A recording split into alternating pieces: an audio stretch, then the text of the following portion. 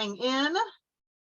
Okay. So, welcome everybody to the January Arcadia Books Book Club discussion of So Long, See You Tomorrow by William Maxwell. So January, this is our third January book club. We've been doing this for going on 3 years now. Cool. January, we've been choosing a classic, and James has been telling me to read this book, I think, since the store opened, basically. And I'm so glad we finally did. I don't know why it took me so long to do it. I will say though, even though it is a short book, I feel like I read it twice because I just had to go back and reread passages because it was just so beautiful and so moving. So thank you, James, for choosing this for us this month. You're more than welcome. Yeah, I remember when I first read it, it was in two long sections in the New Yorker in 1981, I think, 80 maybe. And I had read him before, his other novels, or most of his other novels, but I was just totally unprepared for this. So I've loved this book for a very long time, and that doesn't mean that if all of you hate it, I'm delighted to talk about that too. But he's just somebody who's been his voice and the way he sees the world and has just been sort of nestled inside me for a very long time. And I know a couple of people who knew him, and they still talk about it. I mean, they still miss him as if he had just died last week instead of 23 years ago.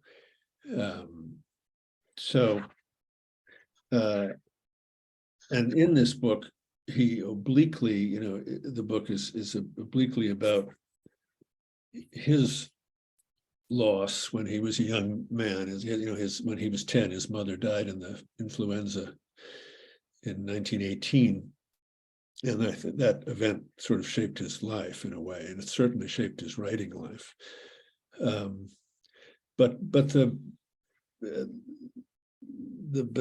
push for this book, though, is the actual guilt that he felt about this young friend who, when he saw him the year or two after in Chicago in high school, and he didn't say anything as they passed in the hall.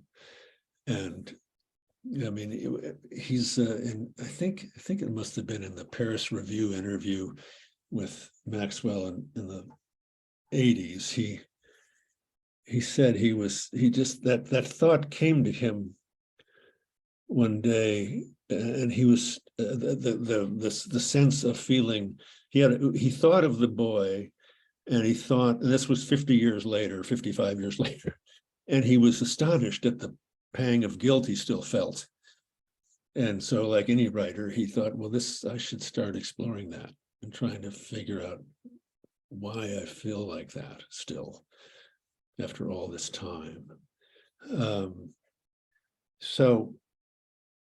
I could talk about this book a long time, or quote from it or quote other people about it, but I'd rather just shut up now and let people talk about stuff they liked or didn't like or were confused or whatever. So if somebody has something they want to start with, kick us off, then jump in.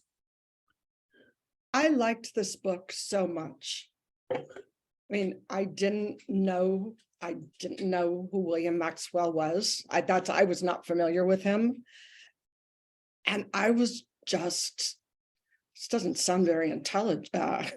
It's not very esoteric, but I was blown away by his writing. Mm-hmm. The ability to make you feel things. And it felt very modern. I mean, reading the story, even though it takes place somewhere completely different and at a different time, it felt like it was happening now. I mean, I distinctly felt that. And the part that really, in fact, I marked it. I was finishing reading this on an airplane. And so it's marked with my boarding pass, where I had to figure it out at first, how he would devote chapters to different people or the dog. And when the dog was talking towards the end and you know, the car drives off and the dog is left, I mean, it just wrenched my heart out, because I felt like I was the dog as opposed to reading about a dog. Does that make sense? I mean, he put me in the dog's head, and the dog, she's thinking, and she says, it's on page 122. She says, she waited a long time, trying not to worry, trying to be good, trying to be especially good, and telling herself that they had only gone into town and were coming right back, even though it was perfectly obvious that this wasn't true. It's like, do dogs really know that? You know, do they just think I'm going to the store, but really I'm leaving for a week? Not the way they acted.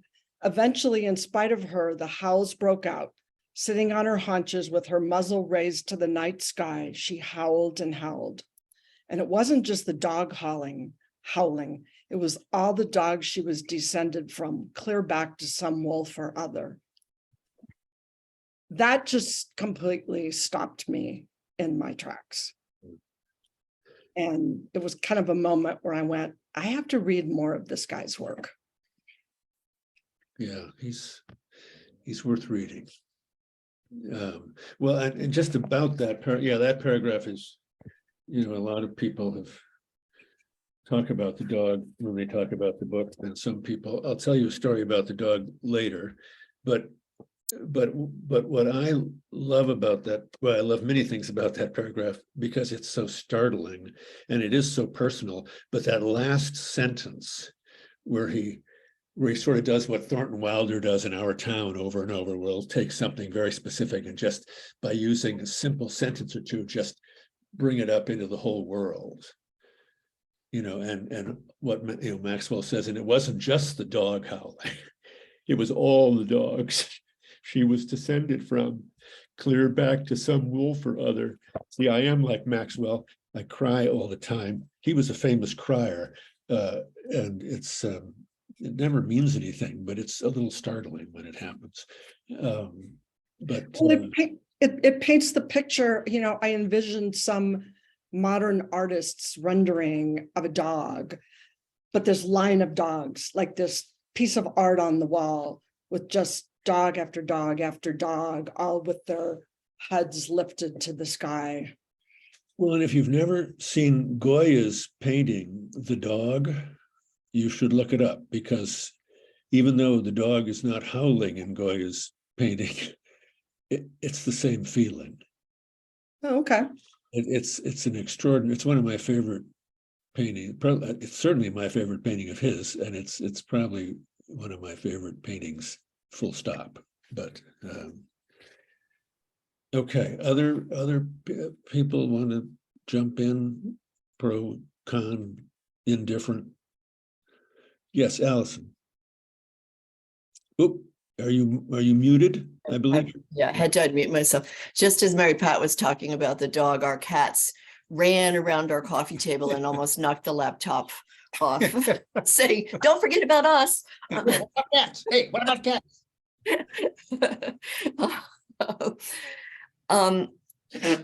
I also think that passage is remarkable. The dog howling, and I think it's just, you know, the thing that really, I've read several of his books, although I had not read this. I thought I had, but I hadn't. And I finished reading it like 2 minutes before 6 o'clock. But the thing that really strikes me about this book is just how permeated it is with grief. And so that, you know, when the dog is howling there, Mary Pat, you know, we go back to the loss of the mother, the narrator's loss of his mother at the beginning. And that just, you know, it's like the whole book is dipped in India ink or something. I mean, it just has this elegiac, incredibly sad, meditation on something that happened in the past. And it seems very informed by what happened to the narrator. I mean, I think I've always thought Maxwell's depictions of grieving children are remarkable. I mean, I lost my mother when I was a girl, so I mean, I can attest to the fact that they feel they're very authentic and true. But I think that, I don't know, that loss just seems to permeate the whole book, even when he's talking about things that are outside of the child narrator's experience. So, yeah. This is not an idea of an original idea of mine. It's something that a number of smarter people than I have talked about the dog howling. And it's that so few people in the book can say what they need to say, and frequently they're so overcome one way or another that they don't speak at all. And so there's just these silent people in the book, or people who speak in a way that isn't what they're really feeling. And so for the dog to then just speak the feelings that other people in the book are feeling, becomes a kind of, it has an almost mythic voice in that way. And I think that's a really smart comment, as I said, not mine, but I'm stealing it from other people. Okay, other thoughts? There was on page 113, I'm sorry, 112. When Cletus is listing all of the things that have been taken from him, or he's had to give up.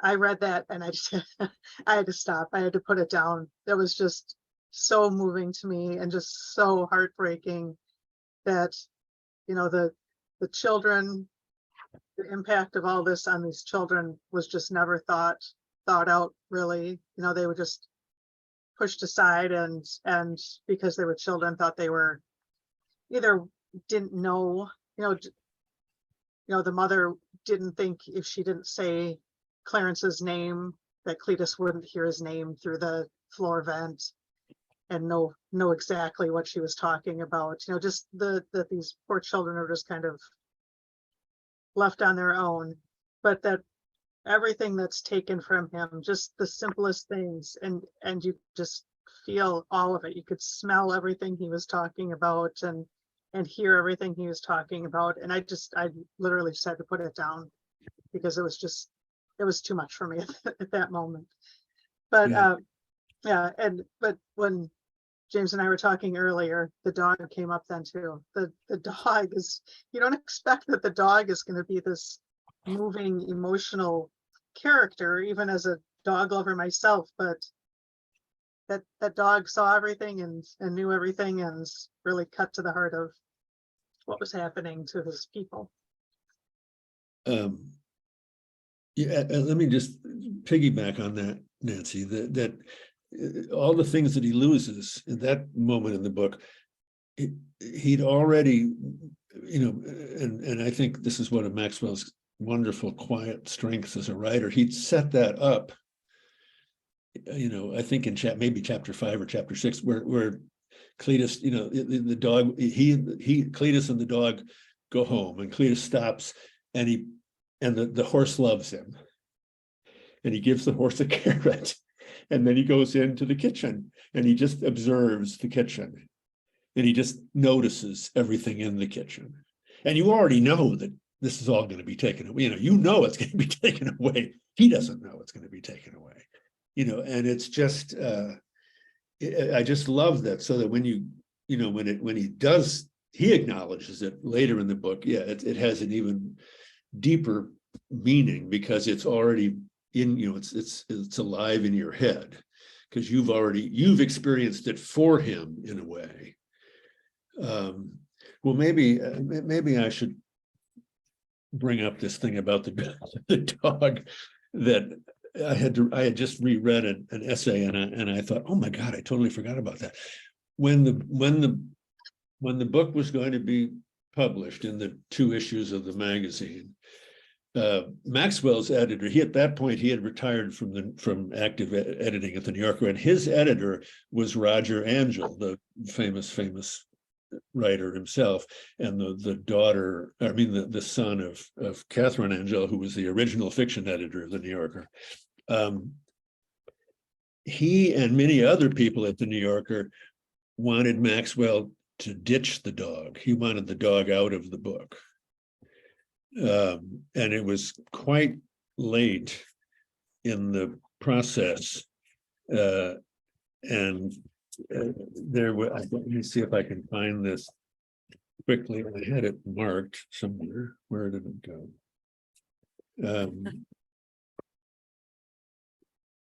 Well, hold on. Somebody say something. I'll find it in a second, but because it's really worth hearing it.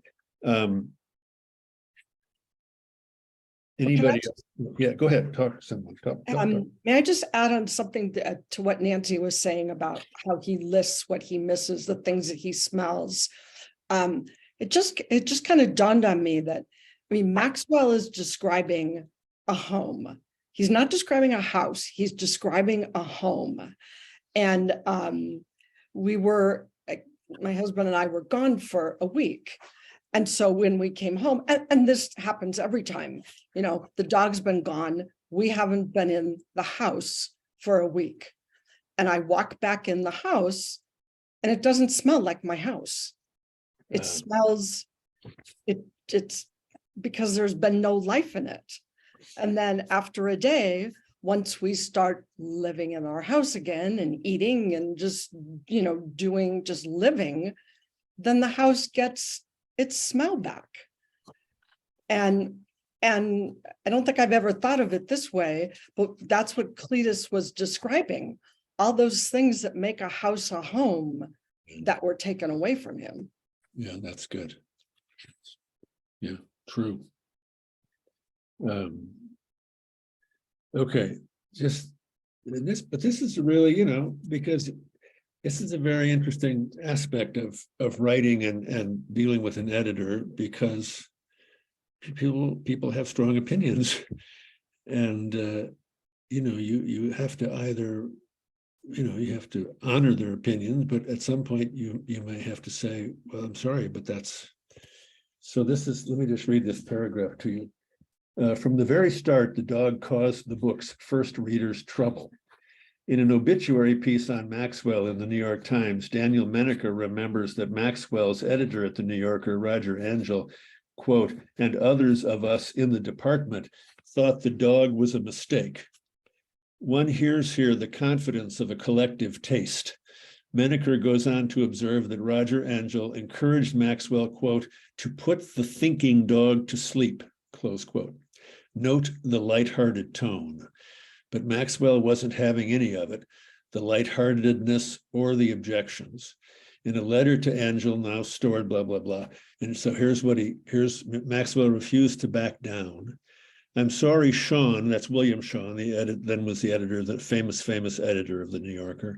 I'm sorry, Sean is allergic to that dog. It's based on our Daisy, whose emotions and thoughts were transparent. I am not silly over dogs in general, and as it now stands, I don't think there is a single detail that I do not believe to be easily possible. In any case, I have explicitly stated, Part 1, Galley 41, that the dog is an invention. I have also said in the paragraph above that if any part of the following mixture of truth and fiction strikes the reader as unconvincing, he has my permission to disregard it. I think most readers will either believe in the dog or take it to be a fictional device, which it is. I have done Cletus through the dog's eyes, hoping that some of the love will wear off on the reader. Any piece of writing involves choices, and I choose to do it this way and that I choose to do it this way is what it amounts to, and it is now too late to choose some other way. And it is true that he, and I went back after I read that again, and I was reading the paragraphs where he introduces the dog, and he does say, "I'm inventing this dog," but he also admits, and so do many people who write about it, that people just that just blows right past them, So the dog becomes quite real, and I think he knows. I think Maxwell knows that.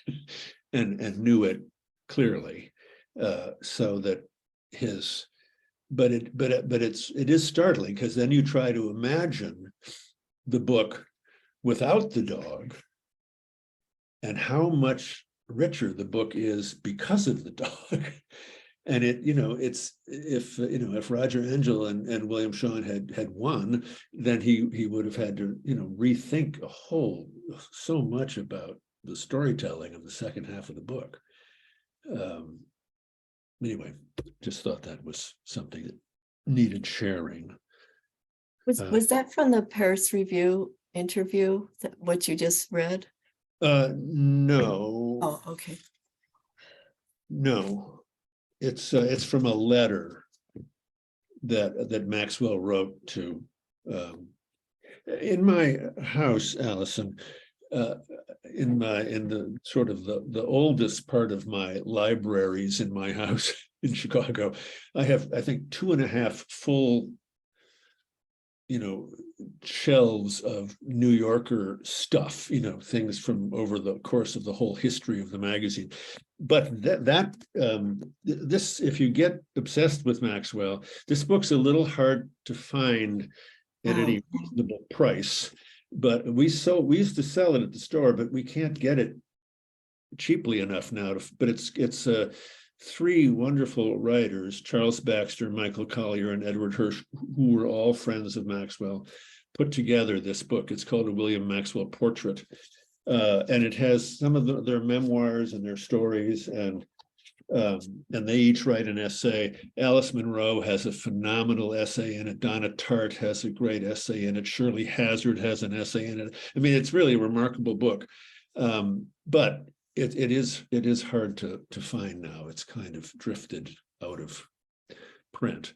But yeah, there's an awful lot of interesting stuff in there.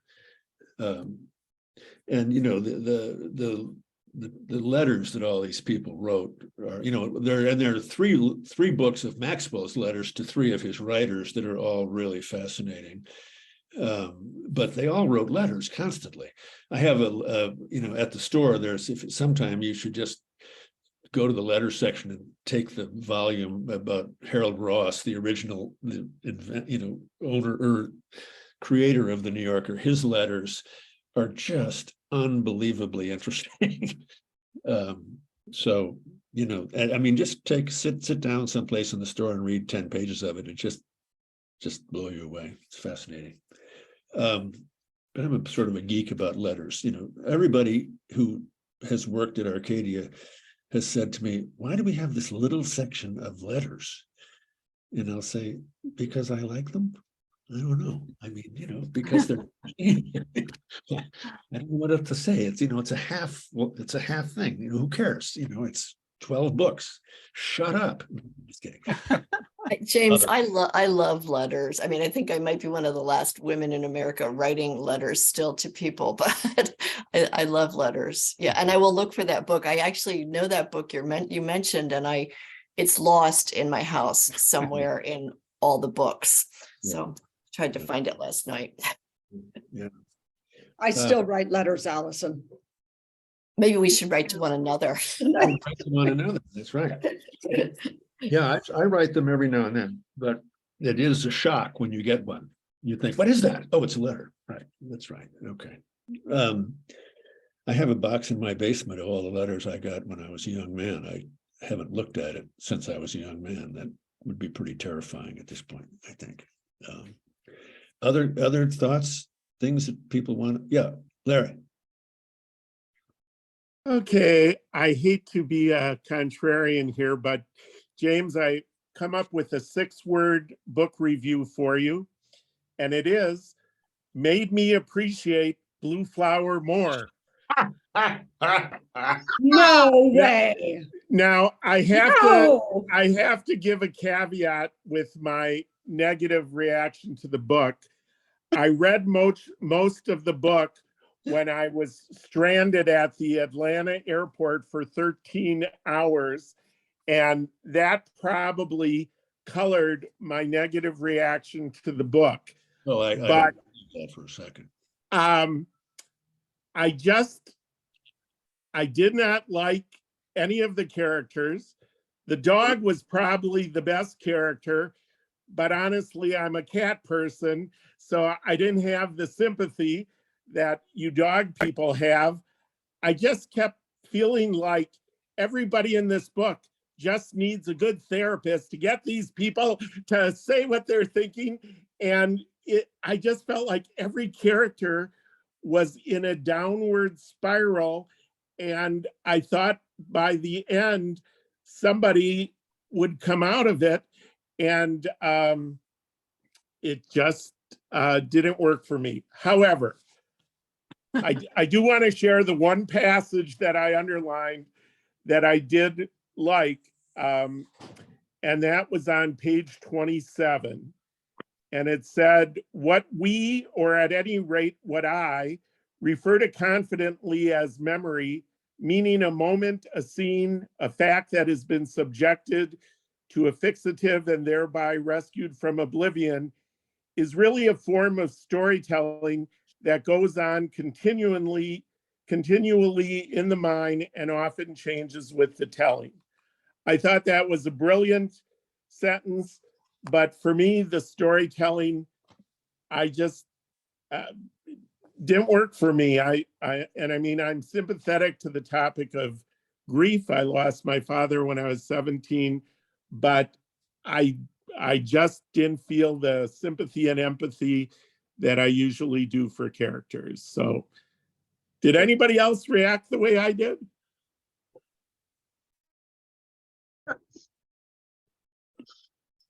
Larry, nobody ever reacts the way you do.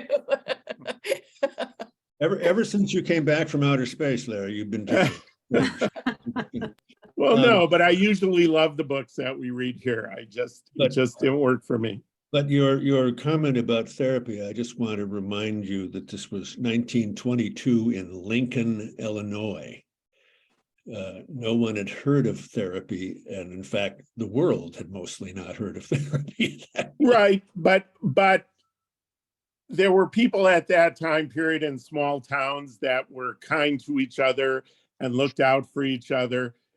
And I just like, where are the people in this town that are the good neighbors, that are, that's supposed to be the great thing about small towns and small communities. Everybody knows each other. And seemed like it was a big negative that everybody knew each other and nobody was there for each other. I don't know.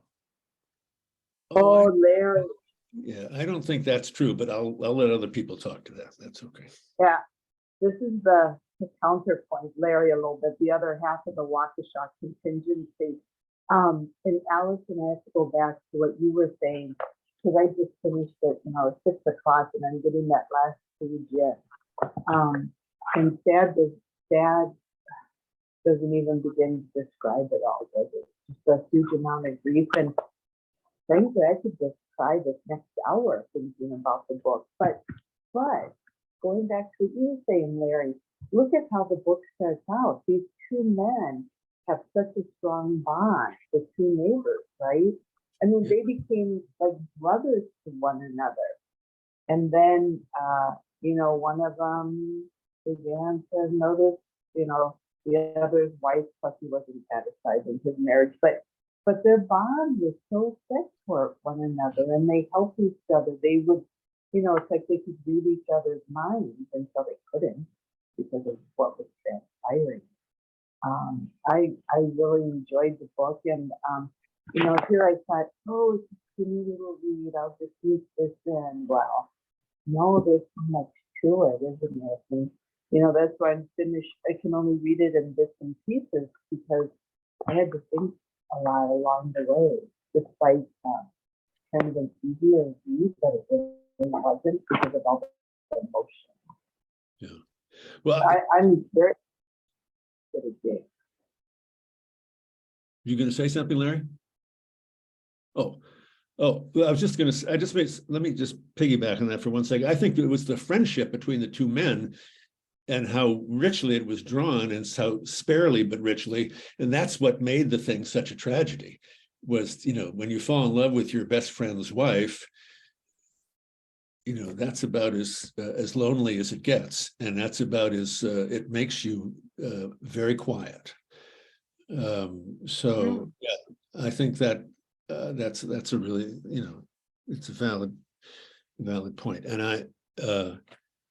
And I think you're meant to feel like the town, because nobody did those kinds of things, that it was such a huge event because of the fact that everybody did know each other, that I think people didn't know how to react. They didn't know what to do. Okay.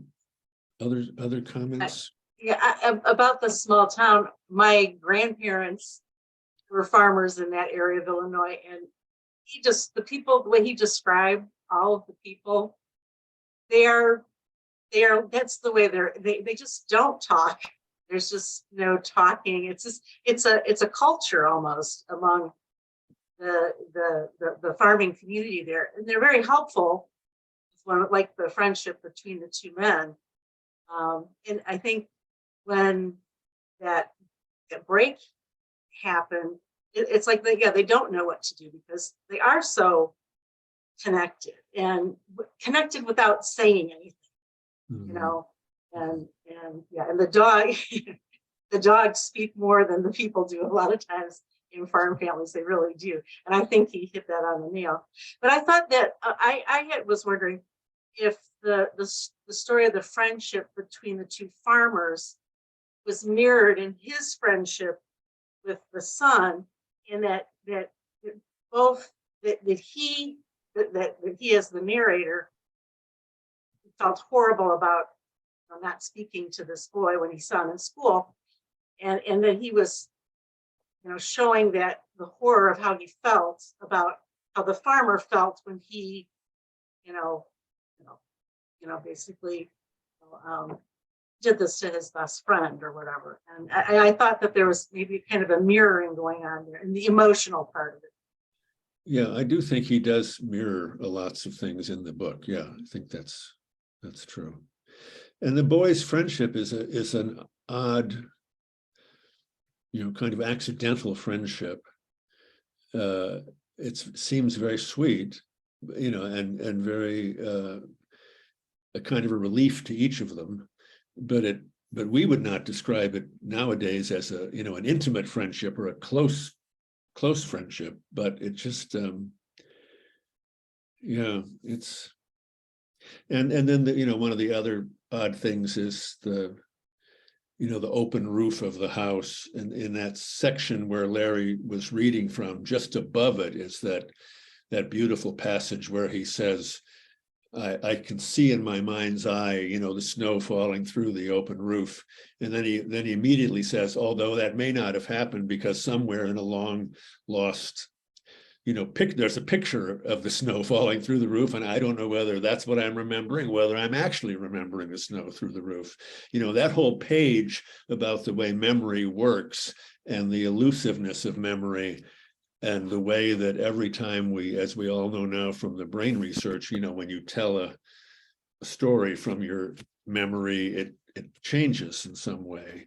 But yeah, I think but then that open house, is a parallel to the sculpture, the Giacometti sculpture in the Museum of Modern Art that he notices, and which is part of his way of he's trying to put all of this memory together. So I think you're right. There's all sorts of echoes in the book, intentional, obviously. Okay, other questions? Larry, what airline were you stuck with? I was I was at a conference in Mobile, Alabama. There was that Alabama tornado. So the flight from Mobile was delayed, but then my next flight was delayed. But instead of letting us pull up to our gate, they made us go to, so I missed the flight by 10 minutes. And then my 11:15 flight was canceled without reason. And I couldn't believe in an airport the size of Atlanta, all the chairs have metal armrests. So there's literally no place to lay down. Oh, I was just happy to get a plug from my iPad and phone, so I had some entertainment while I slogged through the book. wow. But I did get most of the book read. But you see, I just think the opening part, the friendship, that didn't work for me either. I didn't feel like they were best friends, so it wasn't so devastating. I don't know. I just didn't connect with the characters. Yeah. So it's subjective. Yeah, absolutely. Of course it is. Yeah. Other things that you liked or disliked? Well, I have a question. Towards, I don't know, near the end, it sounds like did Fern, was she also involved in another breakup of a marriage? Right? Her uncle locks her in the room and says, you know, because you're 17 years old, you can't be with a married man. And kids. So she kind of is involved twice, right? Yeah, yes, I think that's right. I'd have to sort of look at it to. Yeah, she's involved with a married man, and Yeah. then the uncle sounds like he's successful in stopping that from continuing, but then she meets Clarence, and Right. then he says, well, yes, but Clarence, this is not a good man. I saw him beating his horse, and people show you who they are, believe them. And at that point, she was kind of like, you're not telling me what to do again. And Yeah, you've ruined my life once, you're not ruining it again. Yeah, yeah.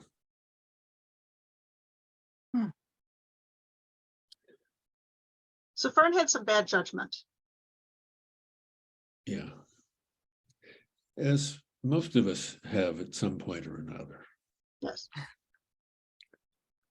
So I just wanted to say thank you for sending along that article, essay this afternoon that Nancy emailed us Oh, with the picture of Maxwell with the raccoon. well, that's not Maxwell. That's Frank O'Connor. Oh, that's right. But Maxwell was writing about Yeah, it. writing about Frank. Yeah, yeah. But I've always loved that.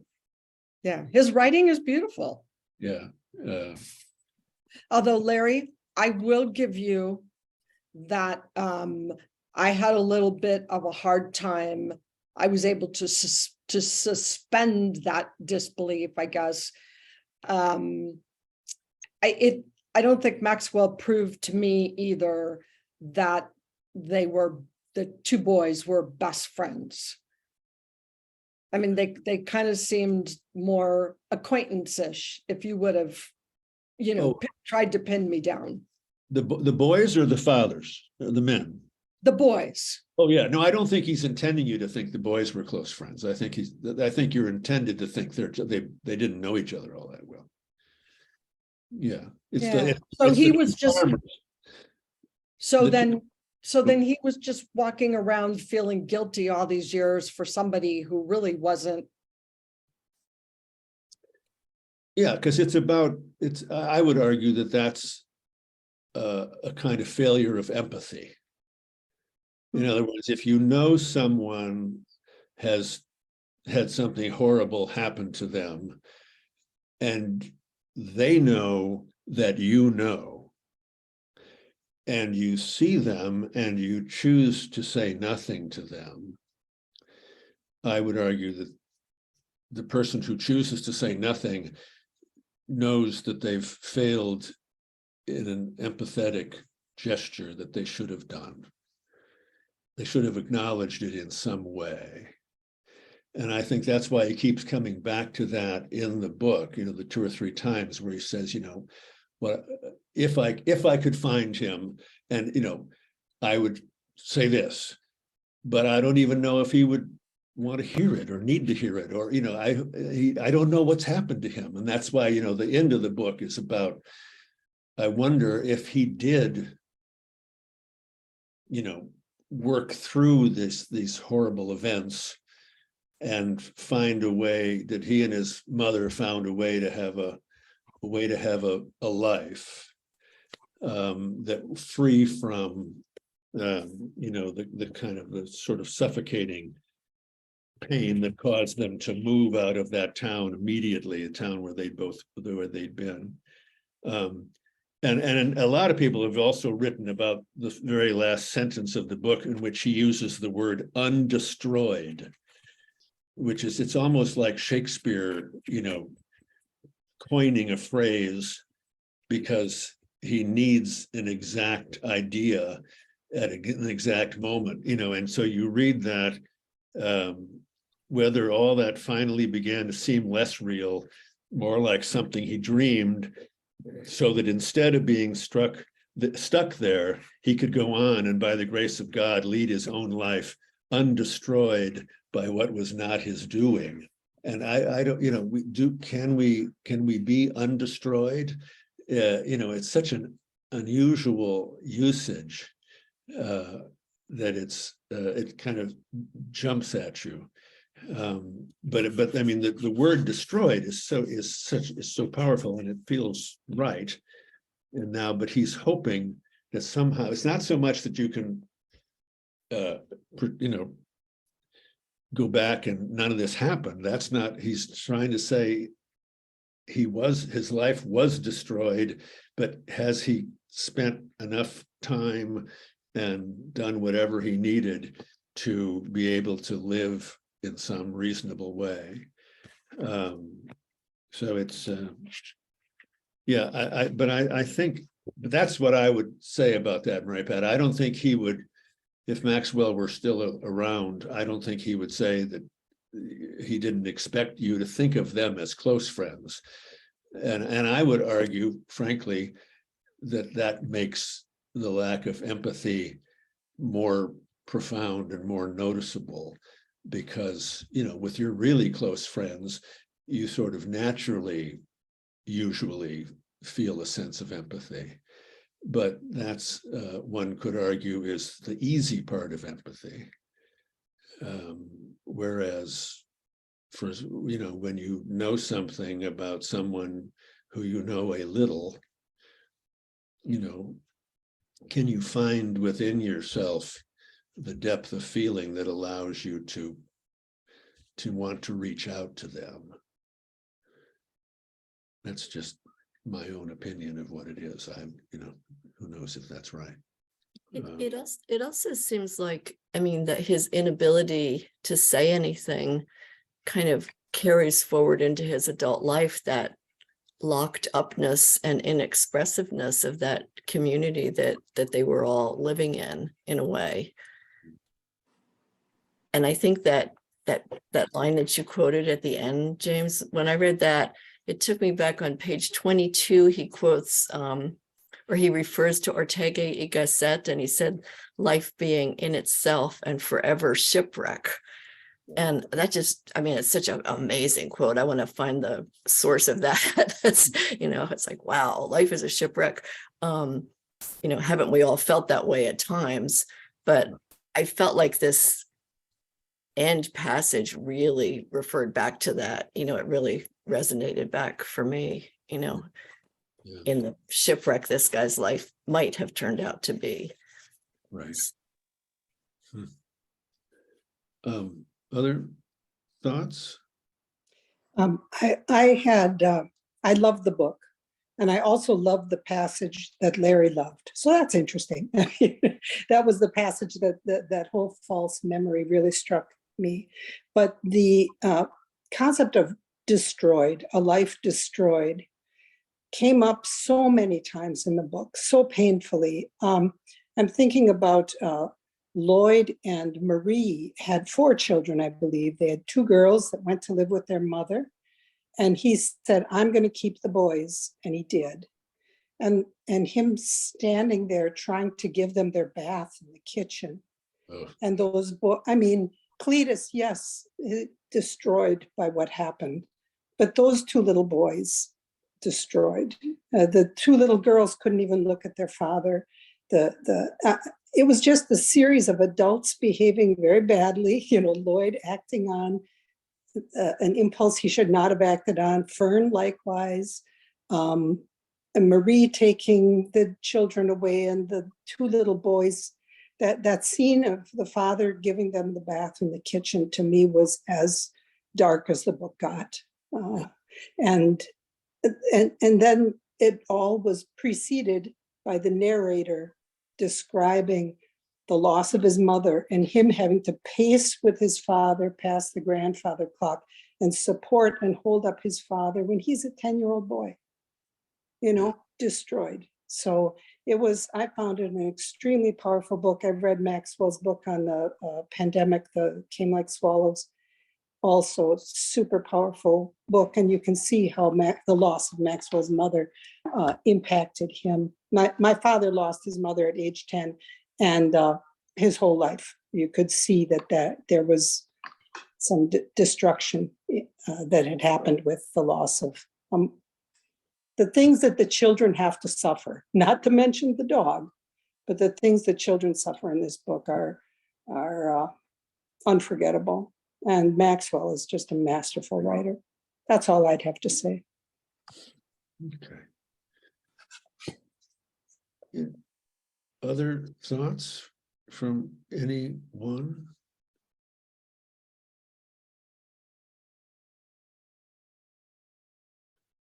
I just would echo, you know, kind of what everybody else has said about the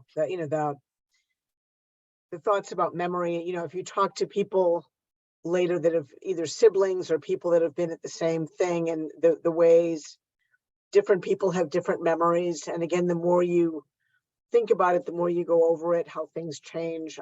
You know, that was very powerful, and just all the grief. And I think that this one little, the grief that he's felt for decades over one instant in time. I mean, he saw Cletus in the corridor of the school as they were walking to classes. I mean, you've got a split second to decide whether to say something or not say something, and then you're past, you know. And then you spend decades later saying, you know, woulda, coulda, shoulda.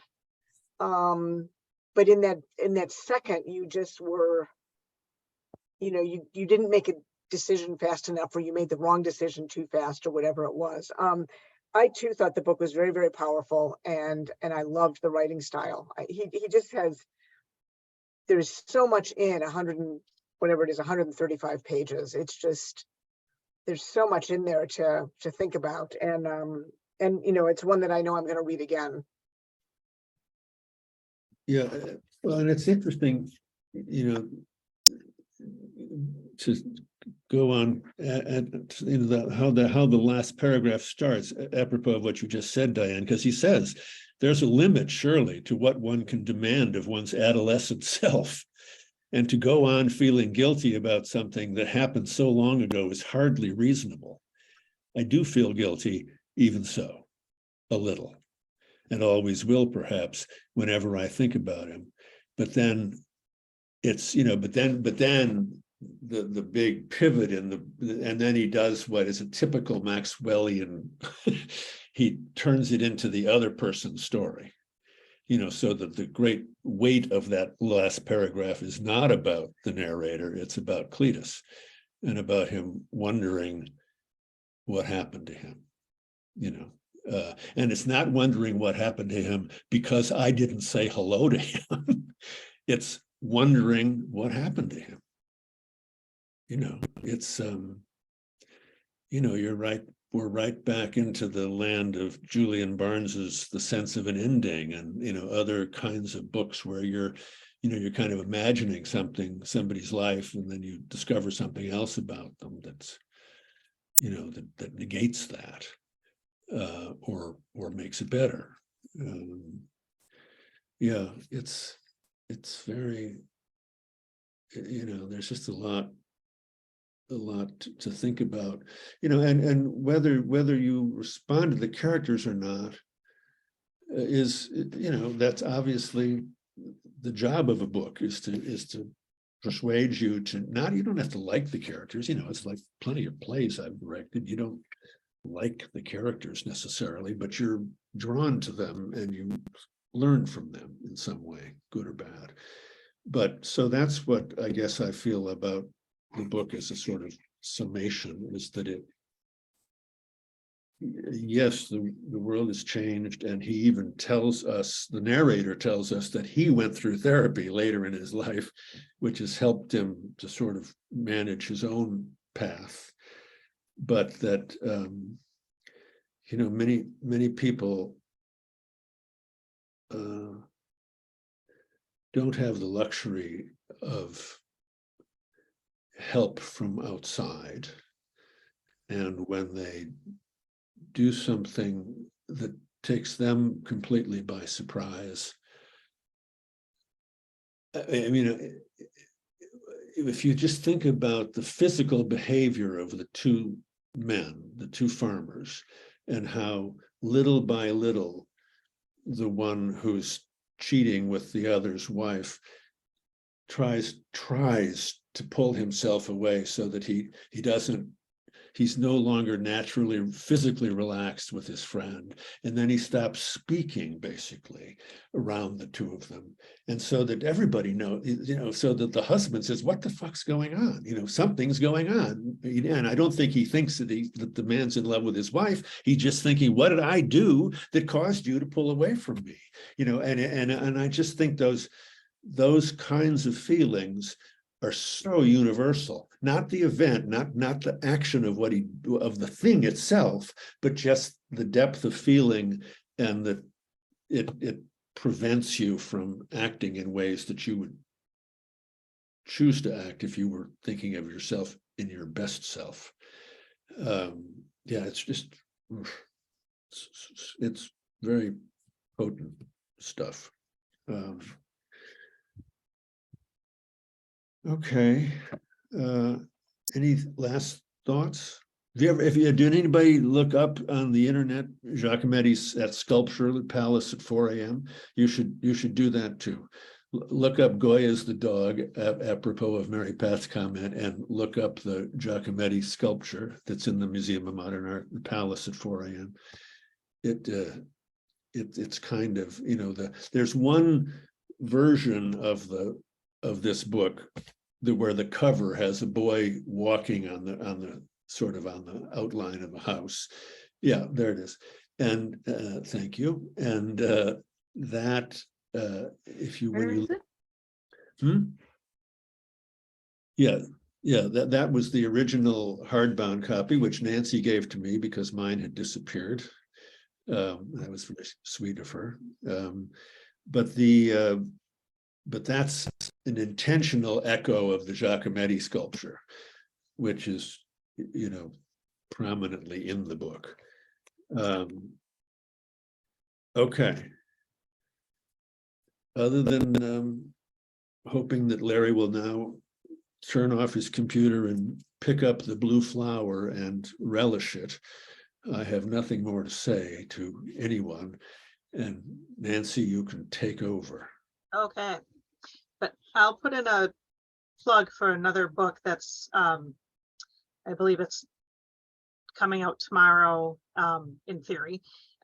It's Michael Perry's newest book, and it is not what you would expect for Michael Perry, and it pairs amazingly well with this book. I read them back to back. His is a novella, and it's all about mental health and farmers in modern day, and it is dark and kind of hard to read sometimes, but they kind of go together. So watch for that one. We're getting that directly from Michael, so those will be here hopefully next week. What's it called, Nancy? It's called 40 Acres Deep. Wow. Yeah, and he wasn't sure if he should publish this book or not, and because it's not what you expect from Mike. So, but I'm really glad that he did, because I think it's an important book that everybody that lives in a small kind of farming community should read, to have empathy for what our farmers are facing right now. They have lots of struggles. So, okay.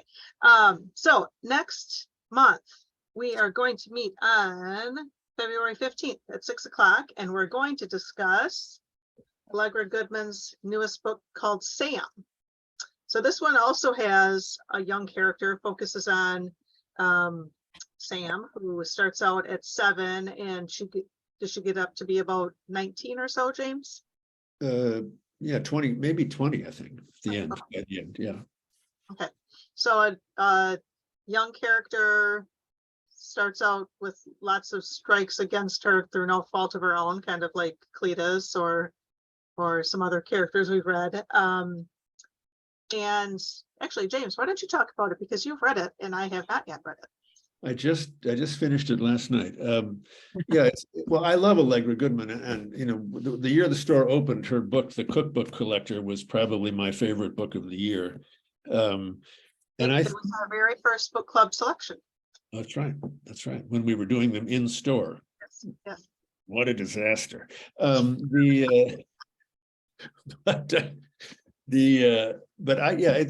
a light. The book has very, very serious things in it, but it's just, there's a kind of lightness to the writing, and she's such an engaging character, even when she's struggling, and even when she's frustrating the hell out of her mother.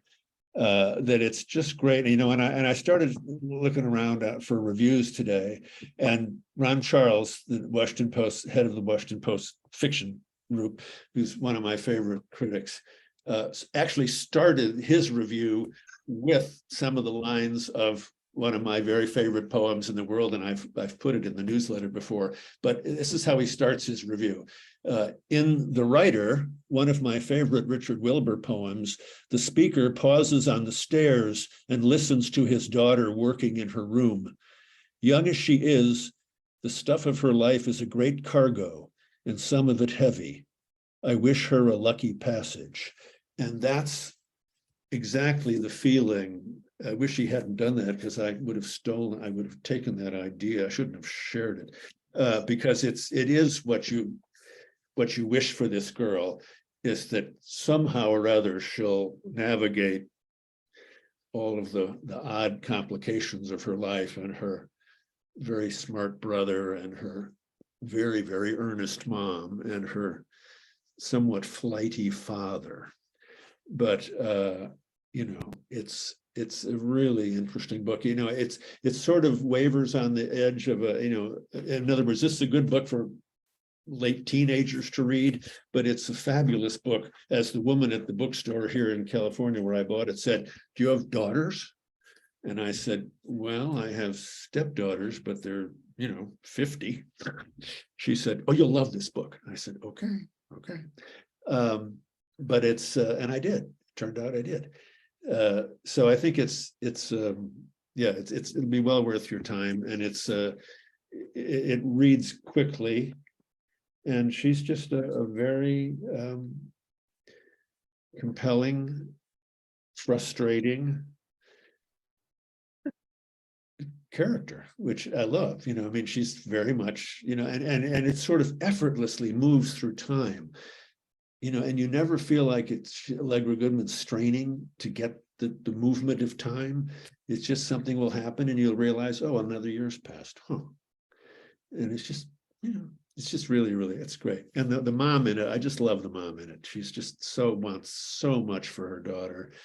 And like most of us, when we want too much for our children, usually go about that wanting in the wrong way. So, or, you know, by making them not want what we want. But it's very, very good. So Title again? Sam. Okay, thank you. SAM. Sam I Am. Yeah. Allegra Goodman. Okay. Okay. I think that's it. All right. So long. So See you long. I hope you like this Thank one, you. Larry.